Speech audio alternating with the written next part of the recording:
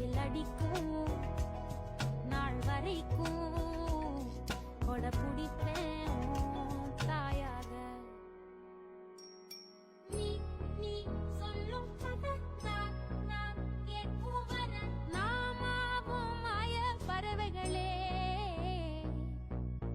தென்கிழக்கு தீயின் சிட்டு செம்பருத்தி பூ முட்டு செல்லம் கொஞ்சதே தாலாட்ட. வெயில் அடிக்கும் நாள் வரைக்கும் கொட பிடிப்பேன் தாயாக.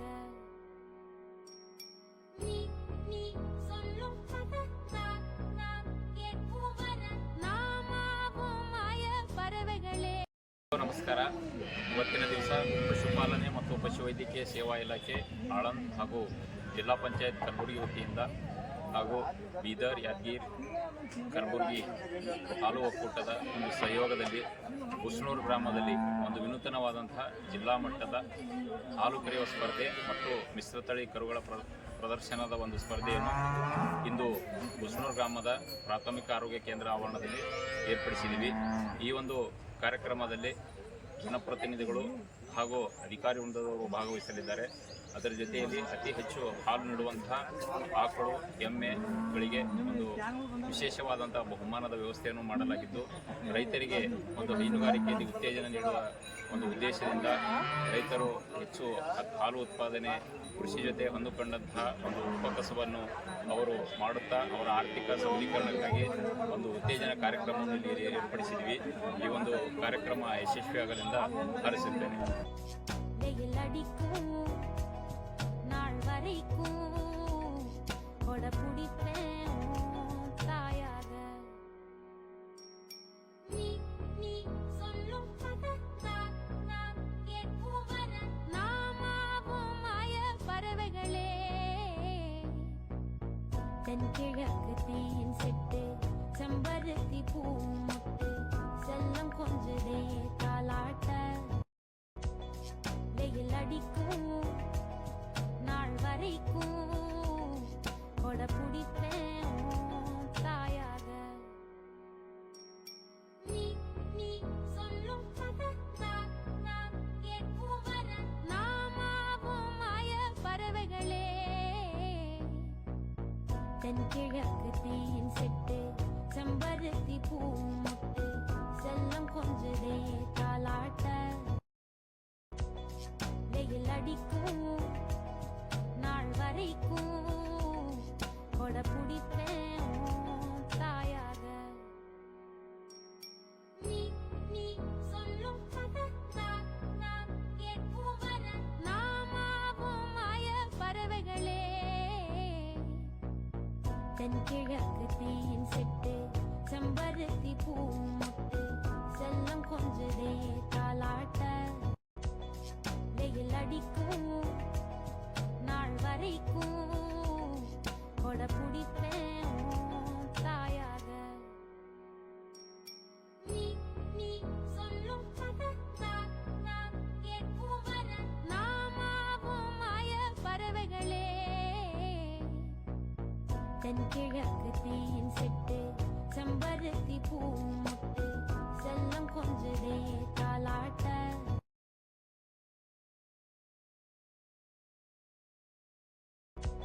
ಕರುಗಳು ತಂದವರು ಸಹ ಹೆಸರು ಬರೆಸಬೇಕು. ಕರುಗಳ ಸ್ಪರ್ಧೆನೂ ಇದೆ.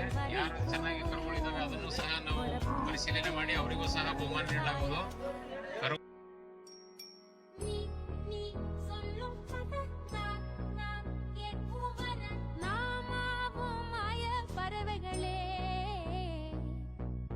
தென்கிழக்கு தீயின் சிட்டு செம்பருத்தி பூ முட்டு செல்லம் கொஞ்சதே தாலாட்ட.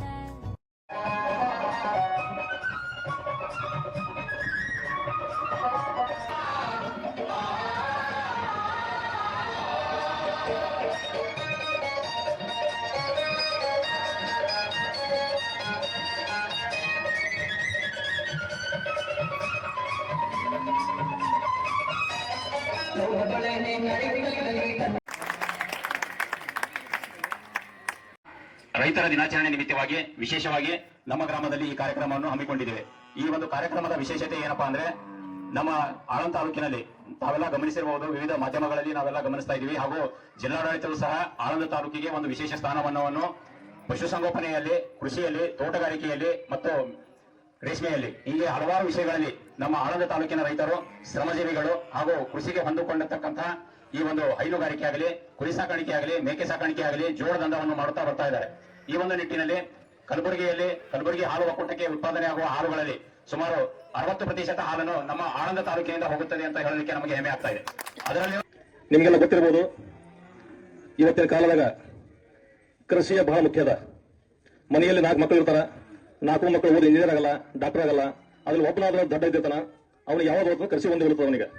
ನೀವೇನಾದ್ರೂ ರೈತರ ಮನೆಯಲ್ಲಿ ಕೃಷಿಯಿಂದ ನೀವು ಮುಂದುವರ್ಕೊಂಡು ಹೋಗ್ಲಂದ್ರ 4 ಮಕ್ಕಳಲ್ಲಿ 2 ಮಕ್ಕಳು ಒಳ್ಳೆ ಉದ್ಯೋಗ ಆದ್ರ ಒಬ್ಬನ ಸಲ ಮನೆ ಹಾಳಾಗುತ್ತೆ. ಅದಕ್ಕೆ ನಾ ರೈತ ಬಂದು ಒಂದು ಬಿಡ್ಕೋತೀನಿ, ನೀವು ರೈತರು, ಕೃಷಿಕರು, ಹಳ್ಳಿಯಲ್ಲಿ ಇರ್ತಕ್ಕಂಥ ಒಂದು ಉದ್ಯೋಗ ಅಂದ್ರೆ ಕೃಷಿ ಉದ್ಯೋಗ, ಅದನ್ನು ಮಾತ್ರ ತಗೊಂಡ್ಬಿಡಬಾರ್ದು. ಇವತ್ತೆ ಯಾಕೆ ಹೇಳ್ತೀನಿ ಅಂದ್ರೆ, ಯಾವುದೇ ಉದ್ಯೋಗದಲ್ಲಿ ನಾನು ಇವತ್ತು ಪಶುವೈದ್ಯ ಇರ್ಬೋದು, ನನಗೆ ತಿಂಗಳ ಸಂಬಳ ಬರ್ತೈತಿ, ಅದಕ್ಕೆ ಬಿಟ್ಟರೆ ಬೇರೆ ಸಂಬಳ ನಾವು ಎಕ್ಸ್ಪೆಕ್ಟ್ ಮಾಡೋಕೆ ಆಗಲ್ಲ. ಕೃಷಿ ಒಂದೇ ಈ ಉದ್ಯೋಗದಲ್ಲಿ ನೀವು ತಿಂಗಳ ಸಂಬಳ ಮಾಡ್ಬೋದು, ವಾರಕ್ಕೆ ಸಂಬಳ ಮಾಡ್ಬೋದು, ದಿನಾಲೂ ಸಂಬಳ ಮಾಡ್ಬೋದು. ಅದು ಯಾವ ರೀತಿ ಮಾಡ್ಕೊಂಡು ನಿಮ್ಗೆ ಹೇಳ್ಬಿಡ್ತೇನೆ. ಇವತ್ತು ಬಹಳ ಖುಷಿ ಆಯಿತು, ಇದು ಕಾಂಪಿಟೇಷನ್ ನೋಡಿದೆ. ಸುಮಾರು ಮೊದಲೇ ಫ್ರಾನ್ಸ್ ಬಂದಿದ್ದು ರೈತರು. ನಾನಿಲ್ಲಿ 26 ವರ್ಷ ಕೆಲಸ ಮಾಡಿದಾಗ ಹಾಲು ಅವಾಗಿಂದ ಮೊದಲಿಂದಾನು ಆಳಂದಂದ್ರೆ ಗುಲ್ಬರ್ಗ ಡೈರಿಗೆ ಹಾಲು ಹೋಗೋದೇ ಆಳಂದಿಂದಾನೇ ಜಾಸ್ತಿ. ಈಗೂ ಕೂಡ ನಂದೇ ಜಾಸ್ತಿ ಇದೆ. ಬಟ್ ಯಾವ ಪ್ರಮಾಣದಲ್ಲಿ ಜಾಸ್ತಿ ಆಗಬೇಕಾಗಿತ್ತು ಅದು ಆಗಿಲ್ಲ ಇನ್ನೂ. ನಾನು ಆಳಂದ್ ಬರೋಕ್ಕಿಂತ ಮುಂಚೆ ಕೋಲಾರ ಕಡೆ ಎಲ್ಲ ಕೆಲಸ ಮಾಡಿದ್ದೀನಿ 5 ವರ್ಷ. ಬಹಳಷ್ಟು ವ್ಯತ್ಯಾಸ ಇದೆ ಅಲ್ಲಿಗೂ ಇಲ್ಲಿಗೂ. ನಾ ಅಂದ್ಕೊಂಡಂಗೆ ಯಾಕೆ ಅಂದ್ರೆ ಅವರಿಗೆ ಆ ಹಸು ಅದ, ಅವ್ರಿಗೆ. ನಮ್ಮ ಜನರಿಗೆ ಆ ಹಸು ಇಲ್ಲ. ಅವ್ರಿಗೆ ಯಾಕೆ ಹಸು ಅದಂದ್ರೆ ಅಲ್ಲಿ ಯಾರಿಗೂ 5 ಎಕರೆ ಮೇಲೆ ಜಮೀನು ಇಲ್ಲ. ಅಲ್ಲಿ ಎಂಥದೇ ಶ್ರೀಮಂತರಾಗಲಿ ಅವರು, ಅವ್ರಿಗಿರೋದೇ ಅರ್ಧ ಎಕರೆ, 1 ಎಕರೆ, 2 ಎಕರೆ ಜಮೀನು.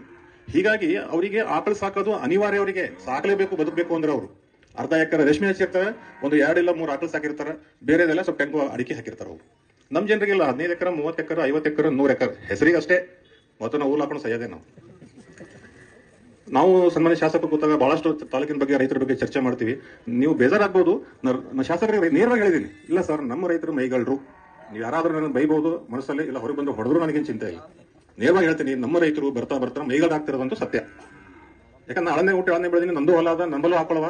ನಮ್ಮ ಶಾಸಕರು ರಾತ್ರಿ 11 ಗಂಟೆಗೆ ನಮ್ಮ ತಮಗೆ ಆಕ್ಸಿಡೆಂಟ್ ಆದಾಗ ಮನೆಗೆ ಬಂದಿದ್ರು ಮಾತಾಡ್ಸೋದಕ್ಕೆ. ಶಾಸಕರ ಮೇಲೆ ಇನ್ನೊಂದು 20 ಜನ ಇರೋರೆ. ರಾತ್ರಿ 11 ಗಂಟೆಗೆ 20 ಜನರಿಗೆ ನಾನು ಹಾಲು ಕುಡಿಸಿದ್ದೆ. ನಾನು ನಮ್ಮ ಮನೆಗೆ ಚಾ ಕುಡಿಯಲ್ಲ, ನಮ್ಮ ತಂದೆ ಇದ್ರುವಾಗ. ಅವಾಗ ಶಾಸಕರು ಆಶ್ಚರ್ಯಪಟ್ರು, ಏನ್ರಿ ಡಾಕ್ಟರ್ ರೆಡ್ಡಿ ಅವರೇ, ಹಳ್ಳಿಗೆ ಹಗಲತ್ತು ಹೋದ್ರೆ ಚಾ ಮಾಡಕ್ಕೆ ಹಾಲು ಸಿಗಲ್ಲ, ನೀವು ರಾತ್ರಿ 11ಕ್ಕೆ ಅಷ್ಟು ಮಂದಿ ಹಾಲು ಕುಡಿಸ್ತಿರಲ್ಲ. ನಾನೇ ಸರ್, ನಾ ಪುರಾಣ ಹೇಳ್ಬೇಕಾದ್ರೆ ಮೊದಲು ನಾ ಚೆನ್ನಾಗಿರ್ಬೇಕು. ಹೈನುಗಾರಿಕೆ ಮಾಡಿ ಅಂತ ನಿಮ್ಗೆ ಹೇಳ್ಬೇಕಾದ್ರೆ ಮೊದಲು ನಾ ಹೈನುಗಾರಿಕೆ ಮಾಡಿ ತೋರಿಸ್ಬೇಕು. ಶಾಸಕರು ಸಿಟಿ ತಿನ್ನೋದಕ್ಕೆ ನಮ್ಮ ಹೊಲಕ್ಕೆಲ್ಲ ಬರ್ತಿರ್ತಾರೆ ಅವರು. ನನಗೆ ಪಗಾರದ ಒಕ್ಕಲ್ತನ ಮಾಡೋ ಅವಶ್ಯಕತೆ ನನಗಿಲ್ಲ. ಯಾರಿಗೂ ಹಚ್ಚಿ ಕೊಡ್ಬೋದಾಗಿತ್ತು, ಹಚ್ಚಿದ್ರೆ ಹೊಲ ಹಾಳಾಗ್ತದೆ, ನನಗೂ ಟೈಮ್ ಪಾಸ್ ಆಗಲ್ಲ. ನಾನು ಹೊಲಕ್ಕೆ ಹೋಗ್ತೀನಿ, ಆಕಳ ಮೇಲೆ ಕೈ ಆಡಿಸ್ತೀನಿ. ನಿನ್ನೆ ಒಂದು ಆಕಳು ಗಿರಾಕಳು ಕರುವಾಗ್ಯದ ನಮ್ಮ ಮನೆ. ನಾ ಜೀವನ ಯಾವತ್ತು ನಾವು ಅಂತ 4 ಜನ ಇದ್ರು ಇಲ್ಲಿವರೆಗೂ ಹಾಲು ಖರೀದಿ ಮಾಡಿಲ್ಲ, ತುಪ್ಪ ಖರೀದಿ ಮಾಡಿಲ್ಲ, ಮೊಸರು ಖರೀದಿ ಮಾಡಿಲ್ಲ, ಬಜ್ಜಿ ಖರೀದಿ ಮಾಡಿಲ್ಲ. ಯಾಕೆ ನಮ್ಮ ಹತ್ರ ರೈತರ ಆಸಕ್ತಿ ಆಗ್ತದೆ ಅಂತಕ್ಕಂಥದ್ದೇ ನನಗೆ ಆಶ್ಚರ್ಯ. ಒಪ್ಕೊಂತೀನಿ, ನಮ್ಮ ಮುತ್ತಾಗಿ 3 ಎಕರೆ ಹೊಲ ಇತ್ತು, ನಮ್ಮ ಅಪ್ಪ 20 ಎಕರೆ ಬಂತು, ನನ್ನ ತಮ್ಮ 5 ಎಕರೆ ಬಂತು. 5 ಎಕರೆ ಇಲಾಖೆಯಿಂದ ಪಶು ಸಖಿಯರನ್ನ ತರಬೇತಿಗಾಗಿ ನೇಮಿಸಿಕೊಂಡು ಸತತವಾಗಿ ಅವರಿಗೆ ತರಬೇತಿಯನ್ನು ಕೊಟ್ಟು ವೈಜ್ಞಾನಿಕವಾದ ಮಾಹಿತಿಯನ್ನ ರೈತರು ಮತ್ತು ಇಲಾಖೆಯ ನಡುವೆ ಒಂದು ಸೇತುವೆಯಾಗಿ ಅವರು ಕಾರ್ಯನಿರ್ವಹಿಸಲಿ ಅನ್ನೋ ಒಂದು ಉದ್ದೇಶದಿಂದ ಅವ್ರನ್ನ ಪಶು ಸಖಿಯರನ್ನಾಗಿ ಆಯ್ಕೆ ಮಾಡಿಕೊಂಡಿದ್ದಾರೆ. ಈಗ ಈ ವಿಜೇತರಾದಂತ ಎಲ್ಲ ಏನ್ ಈ ಭಾಗವಹಿಸಿ ನನಗೆ ಅನಿಸ್ತದೆ ಫಸ್ಟ್, ಸೆಕೆಂಡ್, ಥರ್ಡ್ ಪ್ರೈಸ್ಗಿಂತ ಯಾರು ದನಗಳು ಸಾಕ್ತಾರೆ ಎಲ್ಲರೂ ಫಸ್ಟ್ ಪ್ರೈಸ್ ವಿನ್ನರ್ಸೆ. ಯಾಕಂದ್ರೆ ಈಗ ದನ ಕರುಗಳೇ ಮುಟ್ಲಕ್ತಾ ಇರಲಿಲ್ಲ, ಯಾರು ದನನೇ ಮುಟ್ಲಕ್ತಾ ಇರಲ್ಲ. ಯಾರು ದನ ಕೈದಾಗ ಹಿಡ್ಕೊಂಡು ತಗೊಂಡ್ ಬರ್ತಾ ಇರ್ತಾರ ಅಂದ್ರೆ ಅವರು ಕೂಡ ಫಸ್ಟ್ ಪ್ರೈಸ್ ವಿನ್ನರ್ಸ್ ಅಂತ ಹೇಳಿ ನನಗೆ ಅನಿಸ್ತದೆ. ದನ ಮುಟ್ಸ್ಕೊಳ್ಳಲ್ಲ ಯಾರು.